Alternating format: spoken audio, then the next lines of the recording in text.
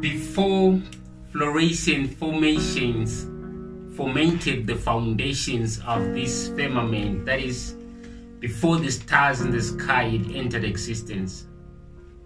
Before terrestrial perennials terraced this planet's territorial terrain, that is, before the plants in our ground were ever ordained, before roots were ever arranged, before fruit had a taste, before either had a name, before the ocean had a bow, before the surf discovered its role, before man had a soul, before Eden was installed, before the garden serpent crowed, he said, I am.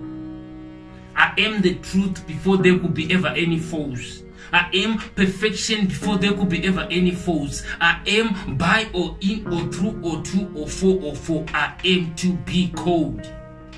I am. Before the case usurped the ground and drove many away from the divine. Before there was any separation between who you are and the intentions of your design. Before you were some lost sheep hoping not to become some lion's prey. Before you feel so dry, before you feel so alone, before you tried to run away from this side, he said, I am. Before the cherubim ever guarded the garden. Before that flaming sword was ever sharpened, before this chasm between man and God was ever widened, before you were empty without shame, before you tried to run away from this side, he said, I am.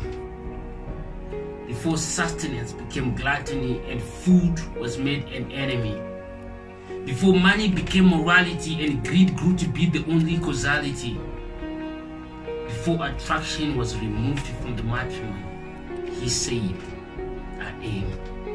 So my charge to you is to rise because he said, I am. Rise under the banner of Jehovah Nisi, calling all kingdom gladiators, mighty men and women raised up to manifest the majestic Father. This time is upon us. So rise and be strong in the Lord, in the power of his Almighty. Put on the whole armor of God, that ye may be able to stand against the enemy's wiles. And having done all to stand, having your loins girded about in the truth, having put on the breastplate of righteousness, having your feet shod in the preparation of the gospel of peace, taking up the helmet of salvation and the sword of the Spirit, which is the word of God, praying always in all prayer and supplication in the Spirit, because we know that the weapons of our warfare are not carnal but mighty in God, to the pulling down of strongholds, calling all blood-washed, tongue-speaking, devil-stamping, a new breed of life changers, untie the world and make it pure Christ, Spirit ministers who do not conform to the patterns of this world but are transformed by the renewing of their minds,